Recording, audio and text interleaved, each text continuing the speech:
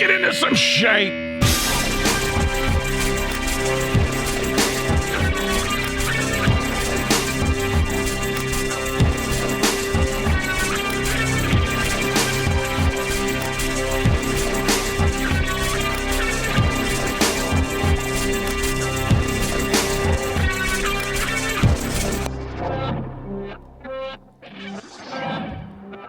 Alrighty, folks, how are you? It's Rick at Apocalyptic, and it's a Thursday show, and I'm glad you're along. You know, someone's listening to the podcast. I don't check numbers much, and when you start a new podcast, it's a good idea. This is a little tip for you podcast starters at home. Don't check your numbers for a while.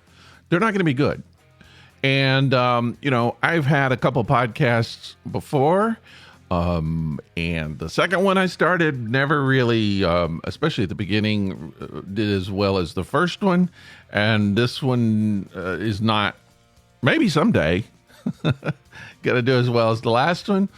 But I have noticed it's getting better. I did, you know, don't check the numbers. That's what I'm saying. But sometimes you have to.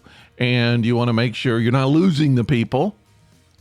And so I did check this week. And I noticed that it's going up. The numbers are going up. So people are listening. And that's good. And thank you for listening. You can totally give me some feedback and let me know what you think of the podcast. That helps me to program and to do, you know, maybe some things that you're more interested in. I keep talking about doing interviews. The only problem is just setting up the interviews, getting the people. I don't want to just put anybody on the show. So that's kind of a little bit of a task, but I will be doing some very soon. I have some ideas of people that I'm pursuing, try to get them on the show. But I do appreciate you listening. Let me just throw it out really quick. Our listener line, 678-348-0008. You know, I always talk about that. But that is there for you if you want to in any way participate in the show. Just call in, leave a little message for me or text it. And as always, you could send me email, rick@apocalyptic.com, or interact on Facebook or what's the other one? Instagram. That's it. That's how you get in touch with me. How you doing? How's your week been? Mine's been okay. And maybe not even, it might not even have reached the heights of okay. But that's all right. I'm just moving along. Still, you know, I think I've talked about eye issues, and boy, that's the worst. It is the worst. When you're a visual artist like myself, my eye is like, I don't know what happened. It like blew up, and I went to the doctor, and they were like, nothing I can do about it. So I just got to figure out how to live with all this junk floating around in my eye. They do say that at some point it'll kind of clear up. Other things are happening, though, with the eye that concern me a little bit. The doctor didn't seem as concerned about it, but it's not her eye. Why would she care? You know, she sees 50 million people that have eye issues. She has to pick the ones that, I guess, I don't know, have like snakes coming out of their eye or something. I don't know. Mine is important, I think.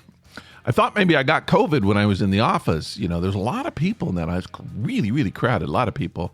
Most people wearing masks. I didn't even think to wear a mask. That's how far along I am away from COVID. It's just, I'm not even, I forgot. Used to, I wouldn't even leave the house without putting a mask on. Now I can't even remember to do it, which is not a good thing, but I got to try to remember to do it. But I went to that office and I sat there, a lot of people, and didn't have my mask. So yesterday I was feeling a little raspy. I was feeling some like chest cold things happening. I was like, uh-oh, is that it? Is that the COVID coming back? Number 3, COVID number 3.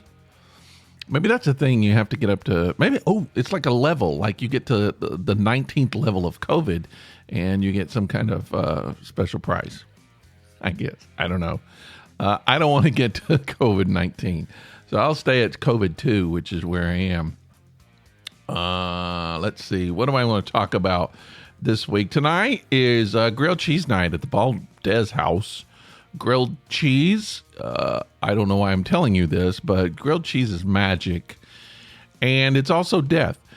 It not only is like one of the best tasting things, but it'll speed you to early death. I'm pretty sure. So I am really, really trying to watch my weight and watch my blood pressure and watch everything that makes you old. I don't want my other eye to blow out. So, you know, I'm surprised when I went there, she didn't look at my eye and say, you have grilled cheese eye.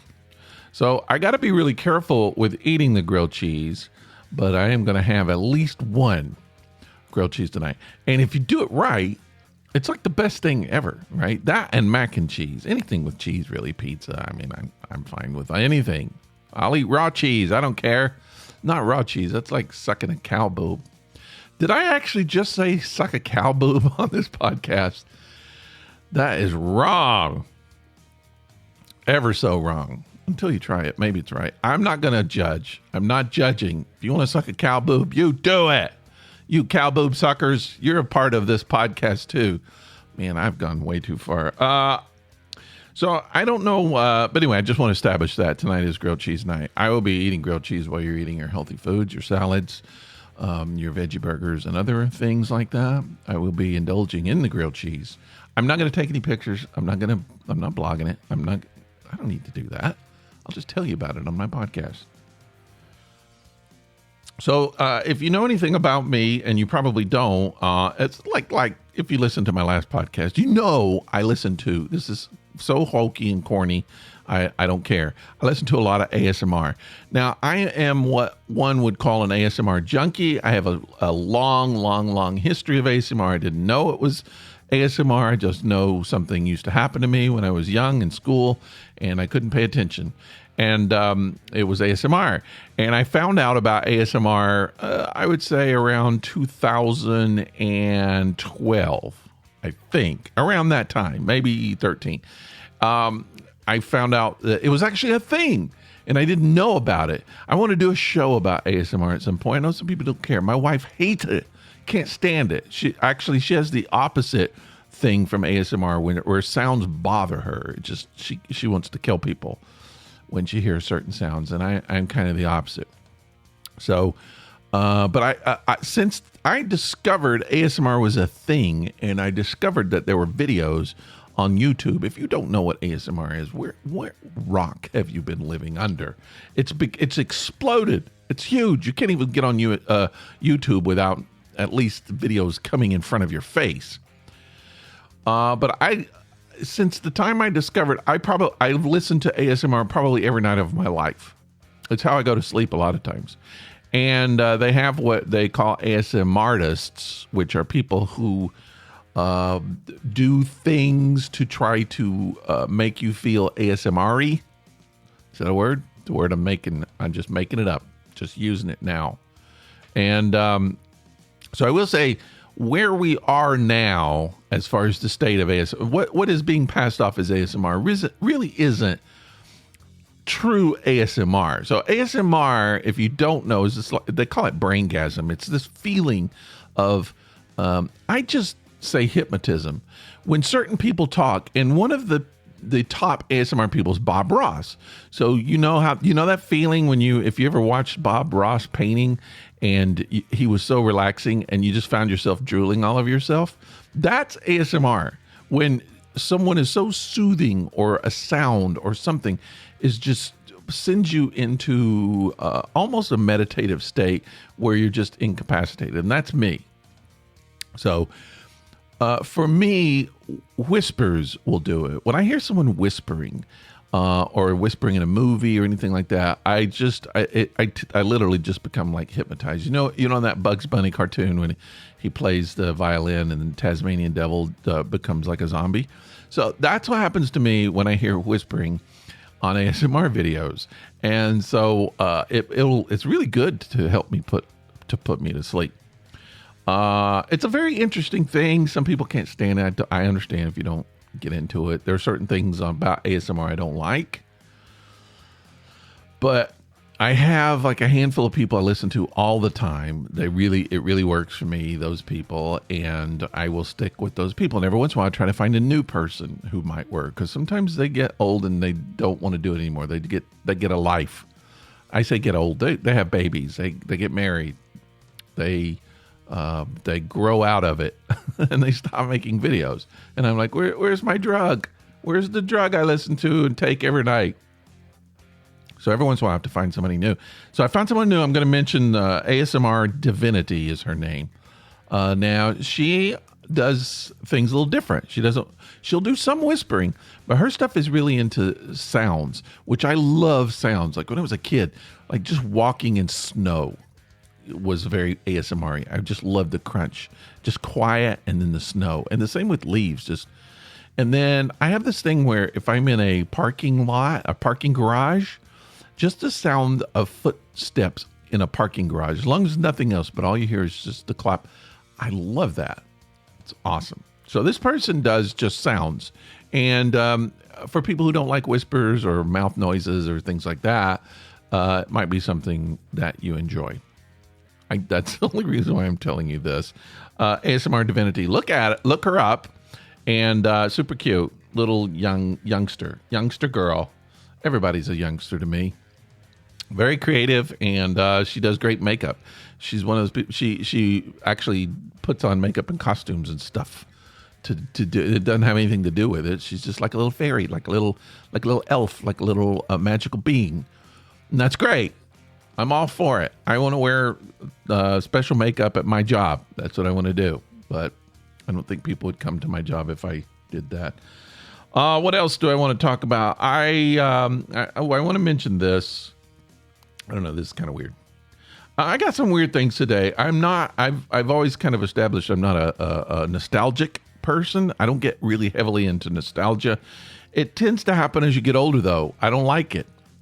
But you become more emotional at things and you remember things. And I'm not a big fan of that.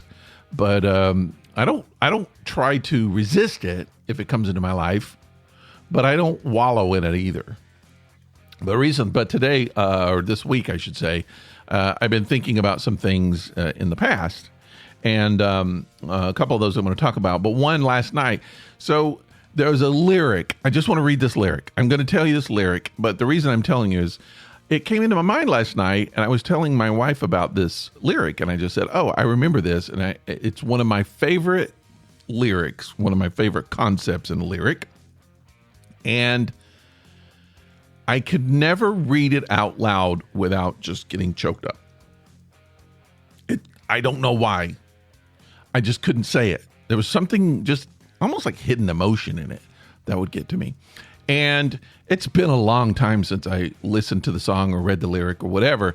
And I was going to read it to her. And right in the middle of it, I got choked up. I was like, I can't even believe after all these years, I still can't say this lyric out loud. All right, so I am going to read it to you, and I'm not going to get choked up.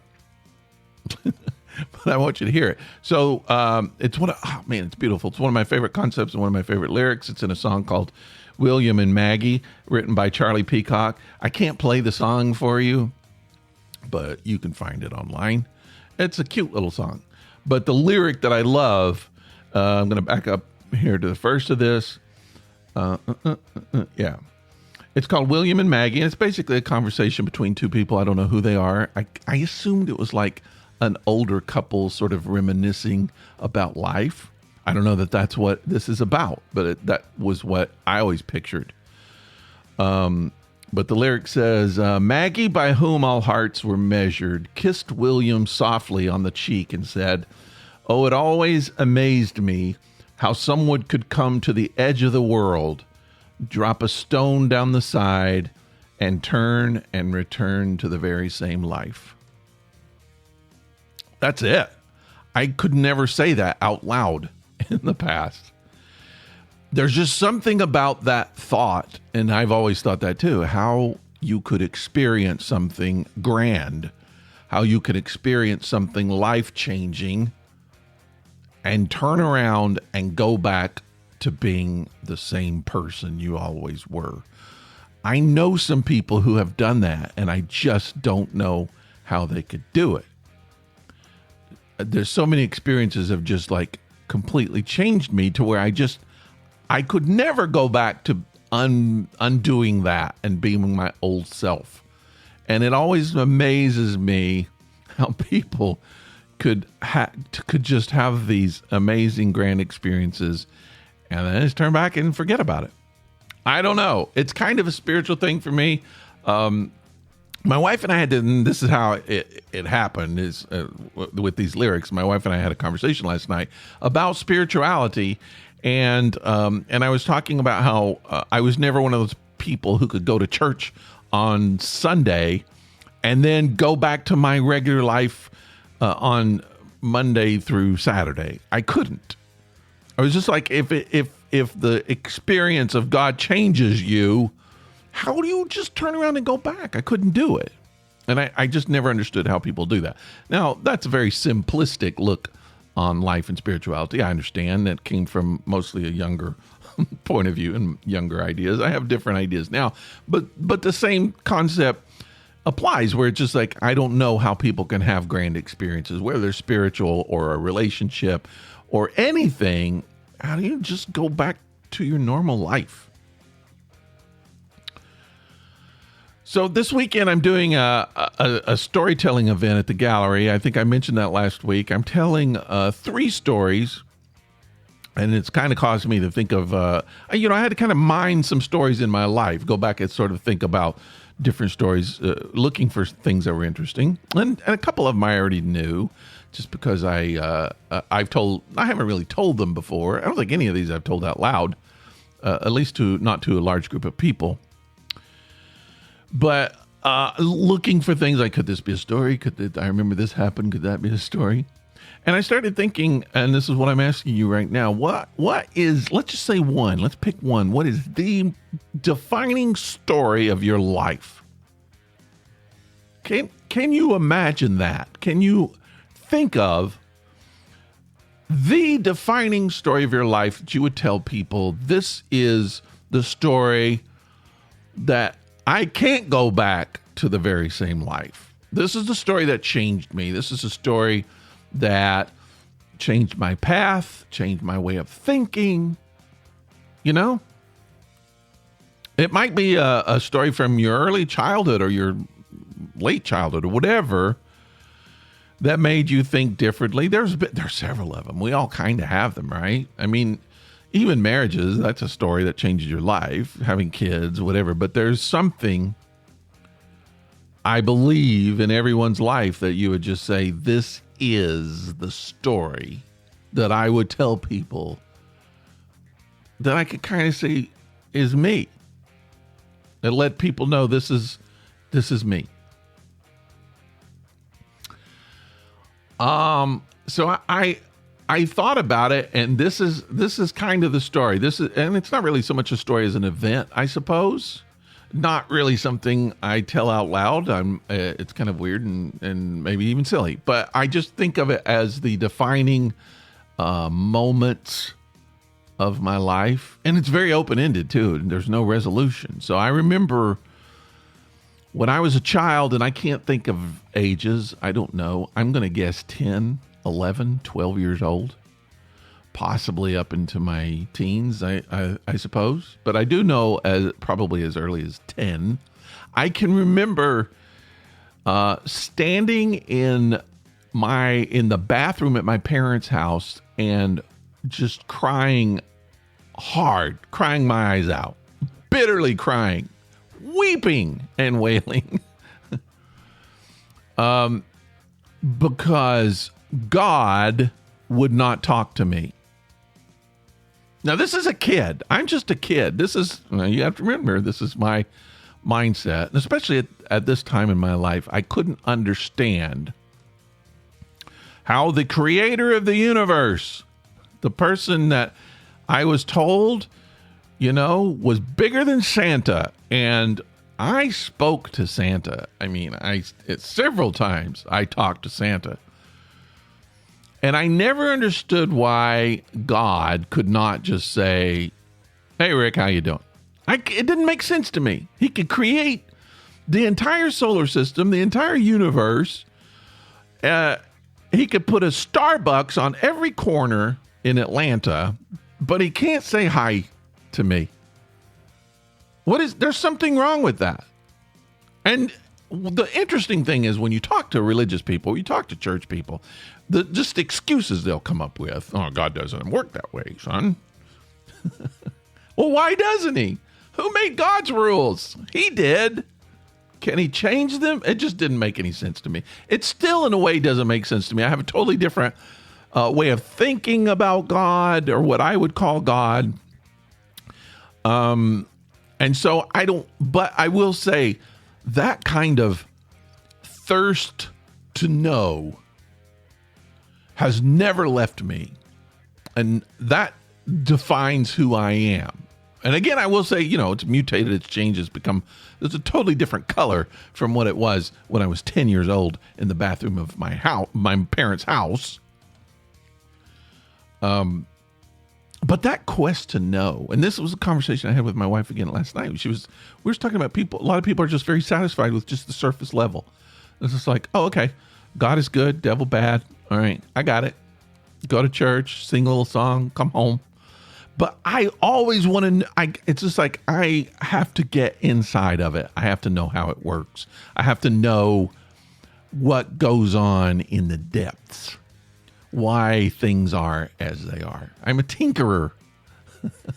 I would take radios apart when I was a kid to see what made them work. I had to find out where Kenny Rogers lived in there. He's in there. I've heard him come out. And I have to do that with life. I want to know what makes life work.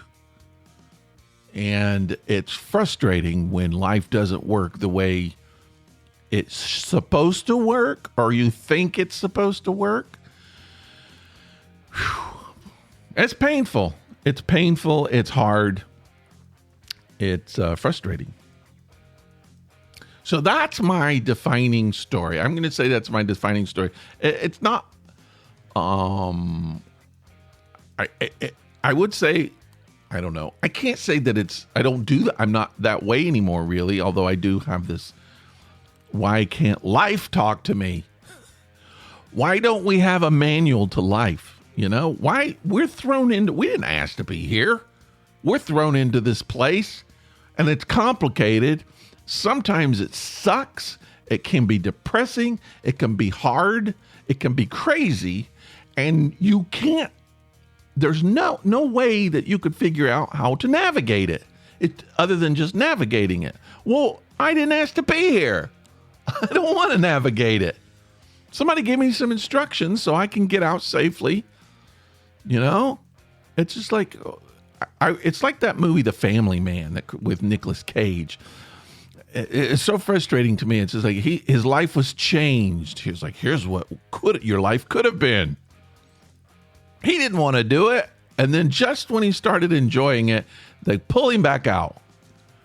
I was like, really? Life's going to jerk you around that way? And that's what, life does jerk you around and doesn't tell you how to do anything. You got to figure it out on your own.